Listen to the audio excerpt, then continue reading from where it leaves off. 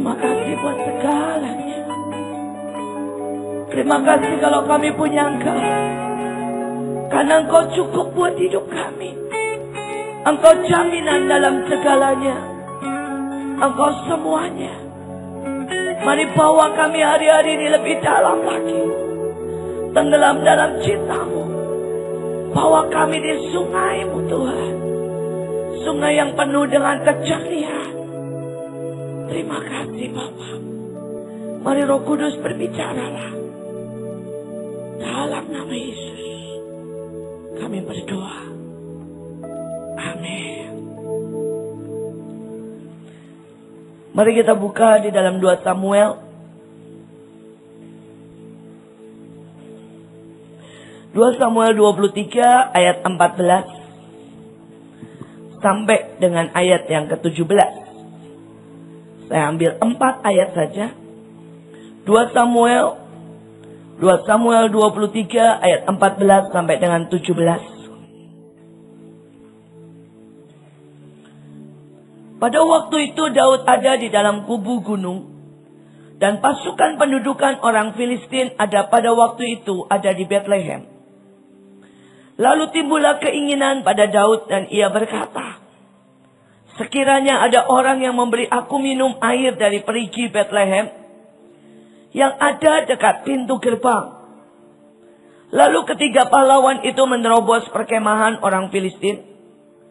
Mereka menimba air dari perigi Bethlehem yang ada dekat pintu gerbang. Mengangkatnya, membawanya kepada Daud. Tetapi Daud tidak meminumnya. Melainkan mempersembahkan sebagai korban curahan kepada Tuhan. Katanya, jauhlah daripadaku ya Tuhan, untuk berbuat demikian. Bukankah ini darah orang-orang yang telah pergi dengan mempertaruhkan nyawanya? Dan ia tidak mau meminumnya. Itulah yang dilakukan ketiga pahlawan itu. Saudara, kalau hari itu Daud sedang ada dalam suasana yang sangat-sangat meletihkan. Saudara, dia ada dalam sebuah medan pertempuran. Dan saat itu dia tahu di Bethlehem diduduki dan dikepung oleh orang Filistin. Dan pada waktu dia ada di tengah-tengah sebuah pergumulan panjang. Dari tahun ke tahun. Dia harus berperang. Dia harus menghadapi orang-orang Filistin. Tapi dia juga harus menghadapi saudara-saudaranya sendiri. Saudara Saul. Yang dia sebut Bapak. Yang dia sebut Tuan. Yang dia sebut Raja. Saul yang dia kasihi. Hendak melemparkan panahnya. Tombaknya kepada dia. Dan biar bagaimanapun. Itu menimbulkan sebuah luka. Demi luka di dalam hidupnya. Saudara, dalam kondisi seperti itulah. Dia ada hari itu. Saudara, dan banyak dari kita. Sekian lama. Di dalam pelayanan. Dan tidak ada satu orang pun dari kita. Yang tidak mengalami serangan keletihan. Setiap kita pasti pernah mengalami serangan keletihan. Sebagian banyak dari kita mengalami serangan kejenuhan. Semuanya jadi begitu rutinitas. Perang adalah sebuah keharusan. Karena begitu setiap kali kita diam. Maka terjadi sesuatu. Dan biar bagaimanapun. Itu sebuah tekanan. Sebuah pressure. Yang hari demi hari. Itu Daud alami. Dan kita alami. Saudara, dan pada waktu saya merenungkan. Dan tiba-tiba dalam kondisi seperti itu.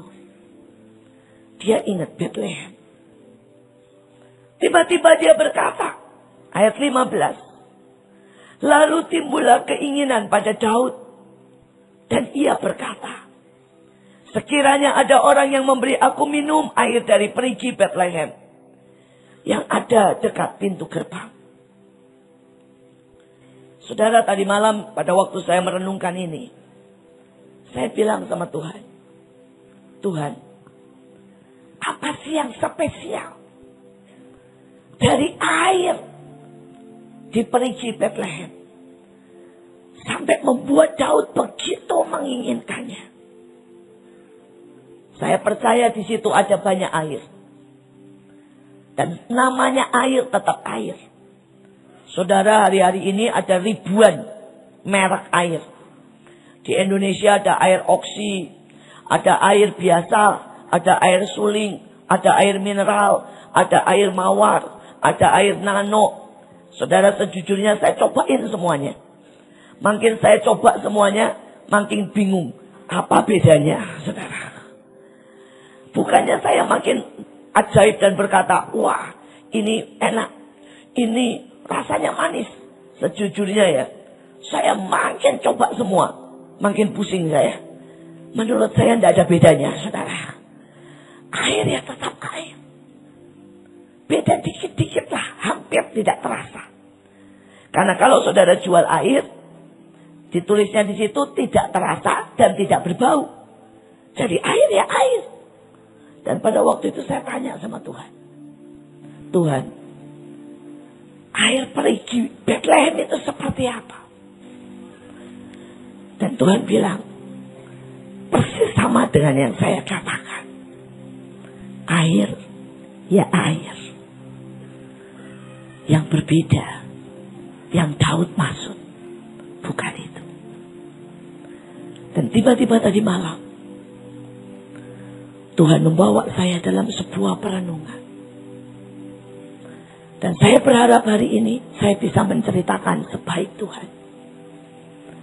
Walaupun jelas kalah baik. Tapi saya berharap saudara bisa mengerti. Saya mau cerita. Dan saya berharap saudara menangkapnya. Tadi malam tiba-tiba Tuhan duduk di sebelah saya. Dan Tuhan berkata, nak, berapa tahun kamu pelayanan? Saya bilang, panjang. Dan Tuhan bilang, sejujurnya, apa yang kamu rasa hari ini? Dan saya mulai berkata, Tuhan, sejujurnya, biar bagaimanapun capek. Sejujurnya, biar bagaimanapun Tuhan. Serangan itu seperti tidak pernah berhenti. Dari pihak musuh maupun dari pihak saudara. Seringkali dulu saya berpikir sesama Kristen, sama Yesusnya, satu bangsa, yaitu bangsa yang disebut ditebus oleh darah Kristus.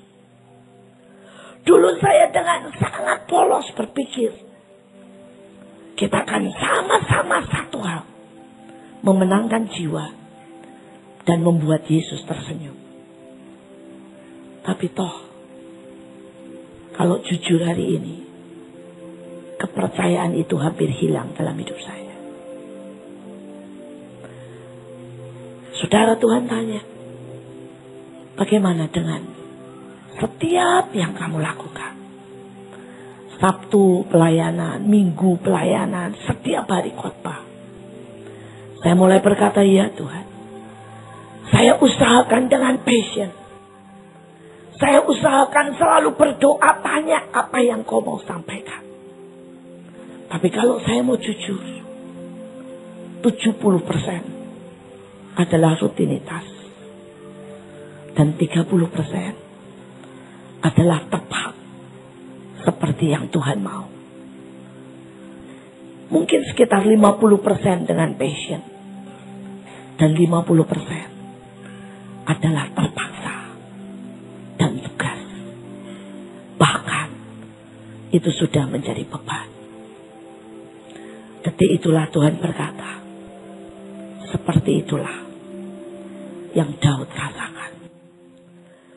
Seperti itulah hari itu Daud ada di situ. Dia ada dalam sebuah titik puncak keletihan. Dia ada dalam sebuah titik rutinitas. Dia sebuah titik dalam sebuah tekanan. Dan juga dalam sebuah tanggung jawab. Dia tidak pernah bisa berhenti. Dia tahu peperangan demi peperangan harus dikerjakan. Dan tiba-tiba dia ingat yang namanya perigi Bethlehem. Di situ tempat dia dulu mengembalakan domba yang 2-3 ekor. Di situ tempat dia memulai sebuah tanggung jawab. Sebuah penggembalaan. Tapi tanpa intrik. Tanpa politik. Tanpa beban. Di situ adalah sebuah sukacita. Di situ tempat dia latihan melempar ali-alian. Berkali-kali dia lempar. Gagal atau berhasil hanyalah sebuah fun. Seperti sebuah game. Tapi sekarang tidak pernah bisa begitu lagi. Kalau dia gagal melempar ali-alian. Dia gagal melempar tombak. Maka mungkin itu berarti kematian. Tuhan berkata, disitulah saat di mana dia tidak pernah berpikir akan ada orang yang berusaha membunuh dia, memfitnah dan mengejar. Dia punya sebuah rasa aman dengan semua keadaannya. Tapi kedewasaan, bahkan peningkatan jabatan, juga panggilan, memang bukan cuma sekedar sebuah penambahan berkat, sebuah tambahan karunia, sebuah tambahan saudara, teman-teman, dan pujian. Tapi itu sebuah pelipat gandaan tugas. Sebuah pelipat gandaan tanggung jawab. Sebuah pelipat gandaan kewaspadaan, kerja keras, beban berat, karakter, dan semuanya. Tapi hari itu Daud berpikir yang lain. Tiba-tiba hari itu dia menangis, kata Tuhan. Sebenarnya dalam hatinya dia berkata, Tuhan, jangan sampai sekali waktu kalau aku ada jadi Saul dan aku ada jadi raja, maka aku jadi sama dengan mereka. Jangan sampai kalau aku nanti jadi panglima perang, nuraniku mati. Dan aku lebih suka membunuh daripada menolong. Jangan sampai kalau sekali waktu semua kekayaan engkau berikan, maka aku tidak bisa nikmati berkat-berkatmu yang kecil dan keajaiban. Dan pada waktu hati dia teriak seperti itu, dia berkata, aku mau air yang murni itu. Aku mau hatiku tetap murni. Hatiku tetap seperti dulu. Hatiku tetap menyintai semua orang. Hatiku tetap polos, tanpa intrik. Dan saat itulah dia berkata, seandainya aku bisa mendapatkan air perigi dari Bethlehem. Saudara, tadi malam saya ngobrol panjang dengan Tuhan. Saya baru pulang dari Amerika. Dan pada waktu di sana saya nanya banyak nama. Saudara, saya mulai bertanya tentang beberapa nama penulis-penulis buku hebat. Saya berkata, pernah dengar enggak Tommy Tenney sekarang? Saudara, Tommy Tenney adalah orang yang menulis buku tentang berburu Tuhan. Saudara, dan saya menangis pada waktu saya baca buku itu. Dari awal sampai akhir. Saudara, buku itulah salah satunya yang membuat saya mengejar Tuhan. Menyintainya sampai hari ini. Saudara dan saya pernah melihat pada waktu Tommy Tenney diwawancarai. Pada waktu dia selesai menulis buku itu. Saudara, hari itu saya cuma nonton di TV. Dia diwawancarai. Dan dia cuma ngomong 2 kalimat. Tiba-tiba saudara, dia nangis. Dia cuma bilang, saya begitu membutuhkan Tuhan. Saya begitu menyertainya. Dia bilang lebih dari semua yang saya butuhkan di dunia. Dan dia mulai nangis. Saudara yang ngajak bicara nangis. Semua kru mulai nangis. Dan saya yang nonton di TV. Tidak berhenti nangis. Selama 1 jam. Dan saat itu saya tanya. Di mana dia sekarang? Orang jawab, ada. Tapi tidak seperti dulu. Saya tanya beberapa nama pemimpin pujian. Saya tanya nama-nama yang dulu kasetnya. Saya dengar, saya nangis. Saya rasakan Tuhan. Dan saya tanya di mana mereka. Saudara, dan mereka semua jawab ada. Tapi mereka menjadi begitu biasa. Tidak ada yang istimewa. Sejujurnya saya tanya di mana Terry? Di mana Ron Kennedy yang nyanyi Glorify Thy Name? Dan setiap kali dia nyanyi orang merintih. Saya tanya di mana Larry Lee, seorang penginjil hebat yang masuk setiap kali ke pub dan puluhan orang di pub terima Yesus. Di mana mereka? Saudara, dan semua jawabnya ada. Tapi mereka tidak lagi seperti dulu. Sudah tidak bergema. Sudah tidak bersinar. Sudah tidak pernah menjadi sebuah saluran yang begitu melimpah dengan air, dengan cinta, dengan urapan. Sekarang saluran itu tetap ada, tapi cuma kosong. Atau mungkin beberapa tetes air kotor. Saudara, dan itu menyakiti hati saya.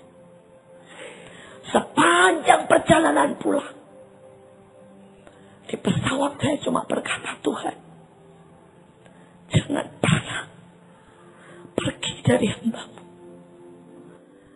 Jangan pernah tinggalkan itu. Dan aku jadi saluran kosong yang tidak pernah lagi mengeluarkan air.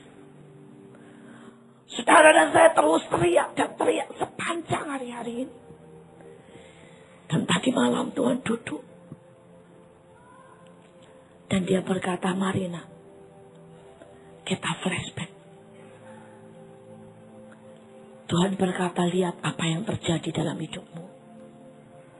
Dan saat saya bicara, saya berdoa setiap saudara tanya. Mari periksa dan berkata, Tuhan, lihat apa yang terjadi dalam hidupku.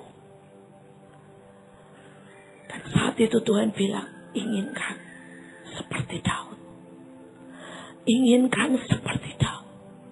Hati yang mencerit berkata, Tuhan, kembalikan aku pada kemurnian. Kembalikan aku pada kesederhanaan. Kembalikan aku pada cinta mula-mula. Kembalikan aku pada passion yang tidak terhentikan. Yang tidak pernah dikotori oleh apapun. Dan Tuhan berkata, saat Daud mencerit itu, nak, aku jawab. Aku jawab. Sehingga dia menjadi satu-satunya orang yang sampai akhir disebut orang yang mengenal detak dan ritme daripada jantung Tuhan sendiri. Dan saudara, tadi malam Tuhan ajak saya flashback. Lihat siapa saya. Dan betapa dalamnya saya kehilangan semuanya. Tuhan mulai berkata, kamu ingat. Bahkan saya lupa. Tapi Tuhan yang ingatkan. Waktu kamu umur 9 tahun. Itulah awal. Setiap kali kamu pulang dari sekolah minggu, kamu lari ke kampung. Kamu tidak sedang harus mencari jiwa. Kamu tidak sedang harus bersaksi. Kamu tidak sedang harus mengumpulkan poin. Tapi kamu tidak bisa tahan. Setiap kali kamu pulang sekolah minggu, kamu akan lari ke kampung. Cari anak-anak kampung. Dan kamu mulai share.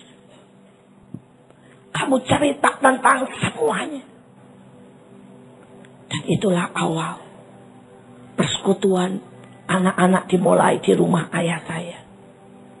Setiap hari Sabtu. Tuhan berkata, passion yang seperti itu. Yang tidak pernah tahan. Untuk tidak sampaikan apapun yang di dalam. Passion untuk selalu ke daerah yang kumuh. Ke tempat yang miskin. Cari orang yang tidak pernah akan bisa mendekat ke gereja. Dan cerita tanpa ada keharusan. Dan kau bisa tahan berapa jam pun di sana. Tidak ada AC. Kotor. Tapi engkau sangat tahan. Dan itu sekarang hilang. Saya bilang iya. Hilang. Tidak berbekas. Tuhan ingatkan saya. Ingat kamu pernah sangat pengen menari. Sampai kamu buat jubah sendiri. Saya punya 3-4 jubah. Dan itu saya sembunyikan. Saudara, saya buat jubah-jubah yang sangat indah. Sendiri, bayar mahal. Dan itu saya sembunyikan dalam dos rapi sekali. Dan itu saya keluarkan. Cuma pada saat tidak ada seorang pun. Kadang-kadang itu jam 2 pagi. Saya keluar. Saya ganti baju. Saya pakai jubah itu. Dan saya mulai menari. Pada waktu itu belum zamannya tarian seperti sekarang. Tapi di rumah saya komplit semua alat. Saudara, saya rancang sendiri setiap alat. Saya pergi ke tukang jahit. Sampai ke tempat logam. Saudara, saya punya semua yang sekarang disebut ring, twirling. Saudara, banner. Saya punya bunga, buket. Saya punya semuanya. Dan Tuhan bilang, hari ini nak, kamu punya apa? Tidak ada satu pun. Tidak ada satu pun. Di mana baju-baju yang kamu doakan? Dan satu demi satu, saya punya baju, saudara, dulu. Itu baju 3 lapis. Dan baju itu dibuat berdasarkan pewahyuan yang Tuhan katakan pada waktu dia naik di atas kayu salib. Bahwa bajunya 3 lapis. Saudara, dan saya buat khusus untuk menari. Setiap kali saya ingat dia. Saya bilang, Tuhan, saya pakai baju 3 lapis. Saudara, sekali waktu Tuhan suruh saya untuk menari, saudara, di satu tempat. Dan pada waktu itu Tuhan bilang, nak, aku janji. Kalau kamu menari, itu dekat saudara Natal. Dan saya nanya, Jauh sebelum Natal, saya sudah nanya. Tuhan, kamu mau hadiah apa kalau kamu ulang tahun? Saya tidak pedulilah ulang tahun Tuhan kapan. Tapi buat saya Natal adalah Tuhan ulang tahun. Dan saya jauh-jauh hari akan tanya. Tuhan, kamu mau hadiah apa? Saudara, dan saat itu Tuhan bilang, aku mau nak. Di hari ulang tahun itu, nanti acara ini, kamu nari. Dan untuk hari itu saya nari, bukan di depan. Saudara, saya cuma nari di belakang. Saya puasa 30 hari. Saya bikin baju khusus. Yang kalau saya muter bajunya bisa ngembang. Saya rancang khusus dengan setiap warnanya. Setiap yang saya taruh, saya tahu artinya. Dan saat itu Tuhan bilang, mana bekasnya? Saya bilang, enggak ada. Enggak ada. Saya setiap hari harus khotbah. Kalau setiap kali, satu kali khotbah, puasa 30 hari, saya puasa seumur hidup. Akibatnya bagus sih, kurus. Tapi sudah tidak ada. Dan Tuhan cerita sangat banyak, satu demi satu. Dan dia bilang sama setiap kita, nak, momen seperti itu buat setiap kita Tuhan tulis, Tuhan catat, ada di sebuah buku khusus tentang engkau. Saya mau berkata buat setiap kalian, kalau kalian tidak pernah punya momen itu, maka mulai malam ini buat. Karena ternyata momen itu adalah momen-momen manis antara saudara dan Tuhan. Dan itu tertulis sangat baik. Tadi malam buku itu turun. Saudara, ada satu buku sangat indah. Buku itu dipenuhi dengan hati dan mawar. Dan hati dan mawarnya itu muncul. Setiap kali muncul seperti 3 dimensi. Dan saat itu saya bilang, Tuhan, ini buku apa? Dengan senyumnya dia berkata, itu bukumu, nak. Itu khusus tentang engkau. Khusus tentang engkau. Dan dia bilang, mari kita buka.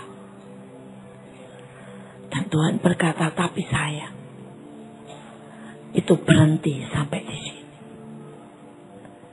Karena rutinitas tidak pernah dicatat lagi.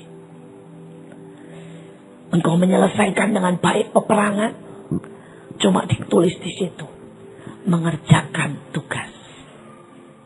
Tapi tidak pernah lagi tertulis sesuatu yang sangat spesial. Dan malam itu, tadi malam saya duduk dan saya bilang, Tuhan, aku tidak bisa. Sejujurnya untuk kembali aku tidak mampu. Sejujurnya untuk punya seperti itu lagi, aku tidak mampu. Tuhan bilang, aku tahu. Aku tahu. Karena jutaan orang mengalami yang sama. Tapi hari itu Daud teriak.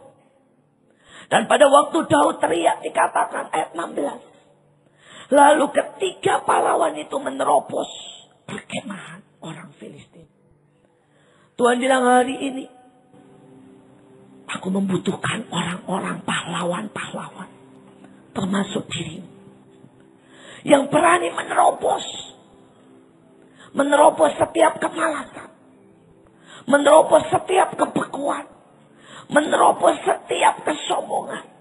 Menerobos setiap rutinitas. Menerobos setiap, saudara, ketidakpercayaan hati kita. Sampai saudara buat sesuatu lagi. Yang berkata, itu hanya antara aku dan Tuhan. Tidak ada yang lain. Bukan soal diriam. Bukan soal berkat. Bukan soal apapun. Tapi soal aku dan Tuhan. Dan tidak ada yang lain. Dan hari itu, waktu ada 3 orang ini menerobos, tiba-tiba Daud merasakan sesuatu yang berbeda. Air itu ada di hadapannya. Tapi Daud tahu, air itu tidak untuk diminum. Air itu untuk dicurahkan. Untuk dipersembahkan kepada Tuhan. Karena sesungguhnya itu bukan tentang Daud. Itu bukan tentang raja. Tapi itu tentang Tuhan. Tentang raja, segala raja. Dan Tuhan berkata, hari itu Daud menemukan di 3 triwira ini. Itu bukan soal perang. Itu bukan lagi soal status, pangkat, atau apapun. Tapi itu soal cinta. Seberapa engkau bisa mendengar. Seberapa engkau bisa menerobos. Seberapa engkau berkata, kalau aku bisa mempersembahkan yang paling sederhana, tapi untuk membuat Tuanku tersenyum, itulah air yang murni itu. Kalau nyawa kita bahkan tidak berarti, tapi kehendak Tuhan itu yang berarti. Itulah air itu. Kalau tidak lagi, kemustahilan bisa menghalangi kita. Karena buat kita, begitu Tuhan ingin, tidak ada kemalasan. Tidak ada kemustahilan. Tidak mungkin.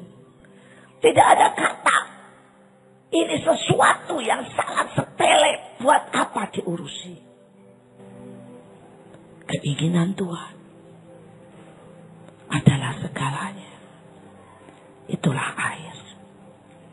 Itulah air.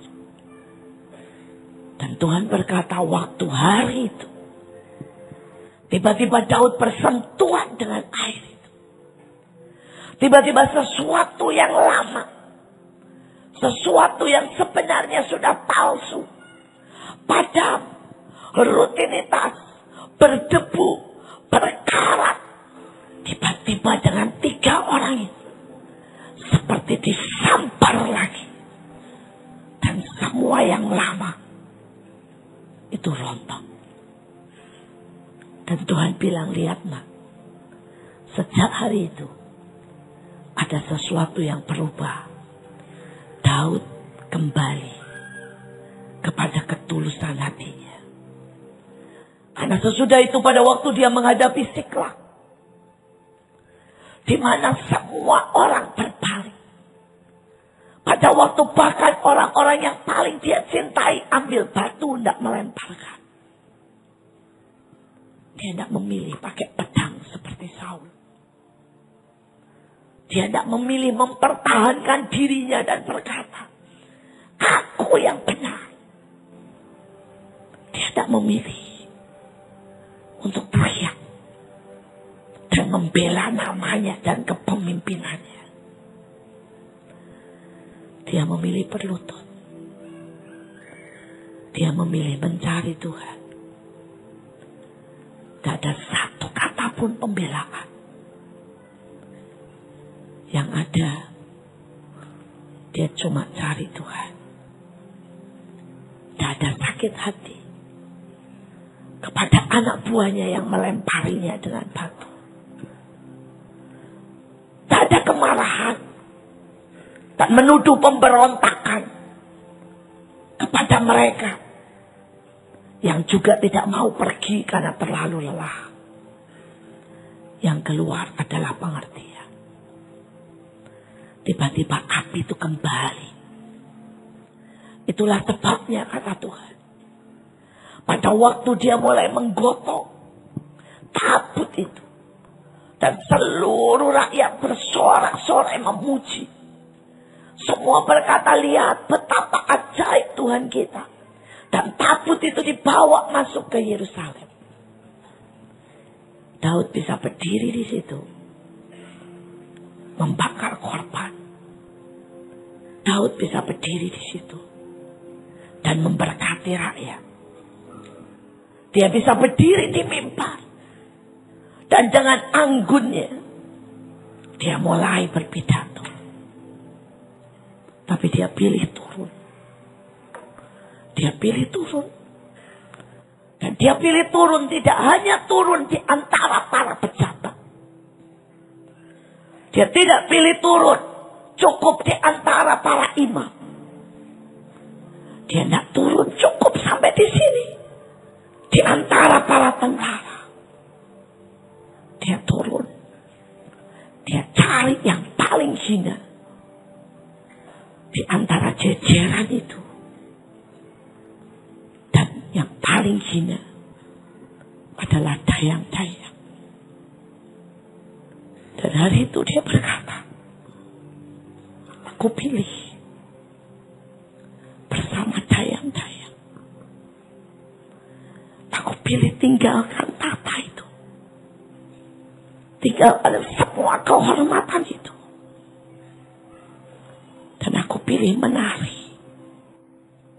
Sebuah tindakan yang akan dianggap sangat tidak elegan. Sebuah tindakan yang sangat tidak normal. Sebuah tindakan yang sangat-sangat tidak dihormati. Seorang raja menari dengan para budak perempuan. Dan tidak cukup sampai di situ. Dia menari begitu rupa. Sampai bajunya semua lepas. Sampai bahkan celana dan baju dalamnya kelihatan. Dia tahu persis. Dia seorang tentara yang ajaib. Dia seorang yang menghitung. Dia tahu apa artinya itu. Dia tahu akan ada ribuan orang yang menghina dalam hatinya. Dia tahu akan ada ribuan orang yang berkata, itu sebuah tingkah laku yang memalukan. Dia tahu persis. Bahkan orang-orang terdekatnya tidak akan mengerti kenapa dia lakukan itu. Sampai Mikal pun memaki dia. Tapi buat dia, itu sekali lagi. Dia bawa ke Tuhan. Dan berkata satu lagi. Aku kembali ke perigi itu. Aku kembali. Bukan soal uang. Bukan soal berkat. Tidak peduli nama baik. Tidak ada intrik. Tidak ada jaim. Tidak ada satu pun berpolitik. Dia buat kembali satu yang ekstrim. Hari itu dia putuskan. Dia tidak biarkan kekotoran. Api asing. Semua martabat. Kebiasaan. Tuntutan orang. Peraturan. Hak. Membelenggu dia. Tapi dia lepaskan semuanya. Dan dia bilang, hari itu aku balik Tuhan. Aku kembali. Dan sampai kapanpun Aku ini cuma budak. Bethlehem buat Daud bukan sekedar sebuah kota roti, tapi Bethlehem adalah air yang murni, api yang murni, cinta yang murni. Saya mau ajak saudara, kita nyanyi Hineni.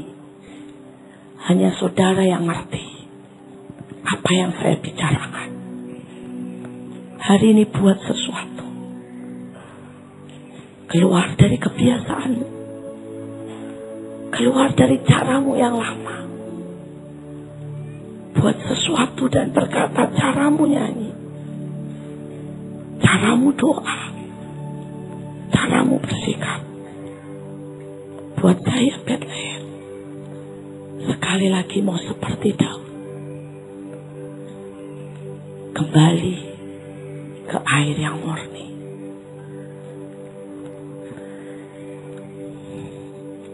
Mari kita teriak Hineni.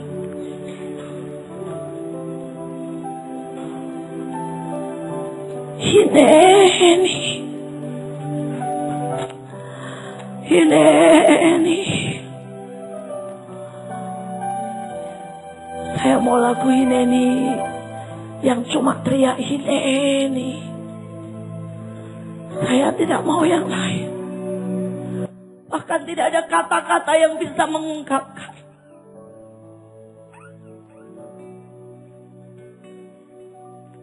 Terlalu banyak yang hilang dari hidup kita.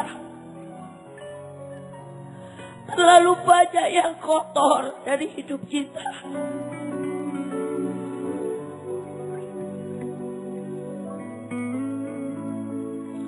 Saya cuma mau aja buat mereka yang mengerti bahwa keletihan merubah kita, rutinitas merubah kita, bahkan berkat merubah kita, karunia merubah kita.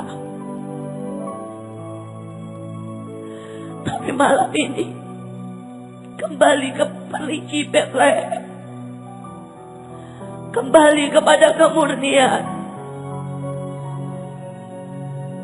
Kembali kepada cinta mula-mula.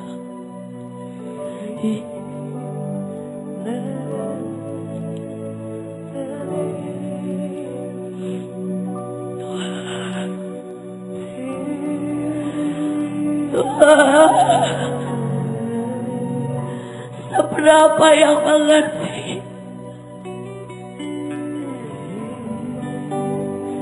malam ini Tuhan.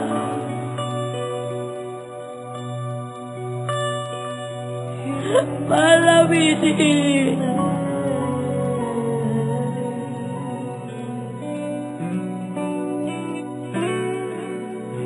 biarkan kami menyanyi dan menari, bermain musik maupun khotbah. Yesus, kembali ke perigi itu.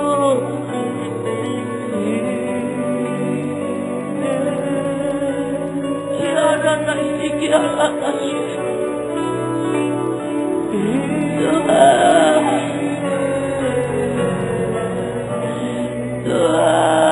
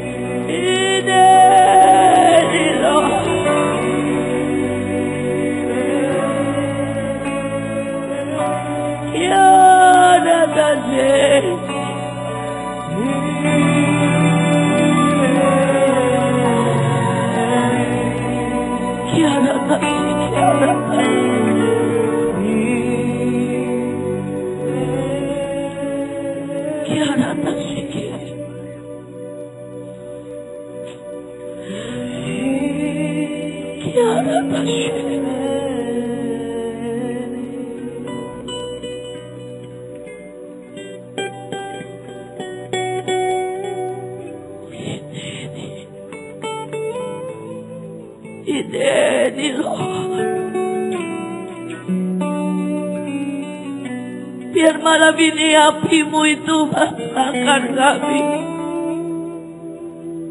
Ada sebuah citra yang berbeda.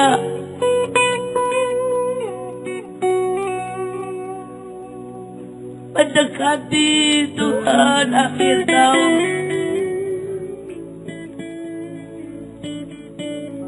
Kembalikan kami dalam kemurnian.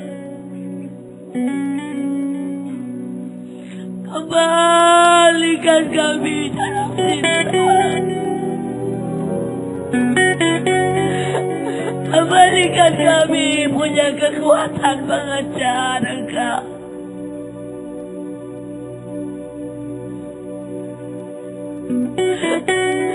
Tuhan,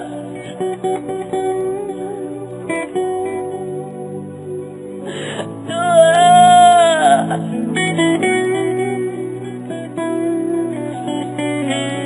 kami sejujurnya ada punya kekuatan lagi.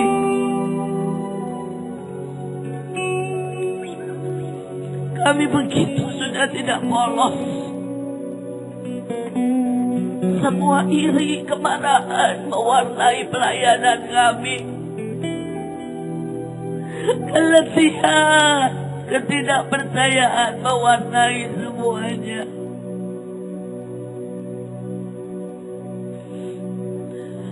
Malam ini kami cuma mau bicara, Tuhan. Tuhan, Tuhan, sabar kami lagi. Sabar dengan cinta-Mu.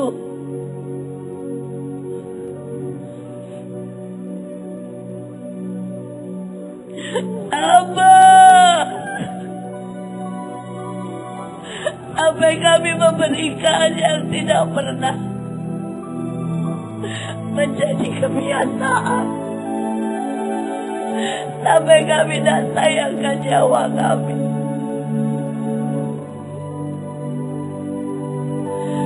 Tuhan, sabar kami. Karena begitu kotornya kami. Tuhan,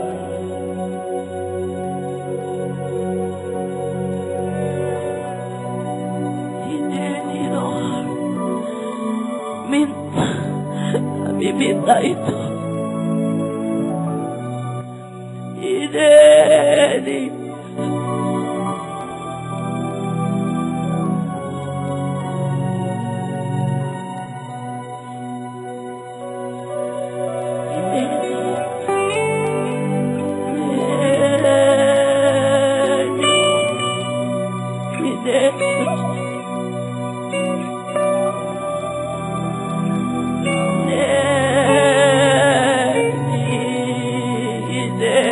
Lord.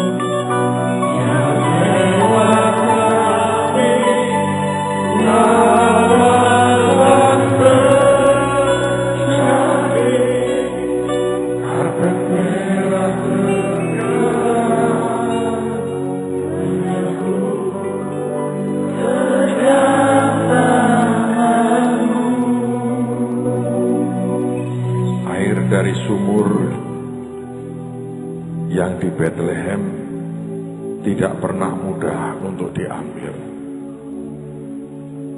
Orang Majus yang dari jauh untuk datang ke Bethlehem juga bukan sebuah perjalanan mudah yang harus ditempuh. Triwira mempertaruhkan nyawanya. Orang Majus membawa emas, kemenyan, dan mur. Mungkinkah ini sebuah kebetulan? Ada angka 3 di dalamnya. Saya yakin tidak. Sebab Tuhan ingin hari ini roh, jiwa, dan tubuh kita akan jadi miliknya selama-lamanya.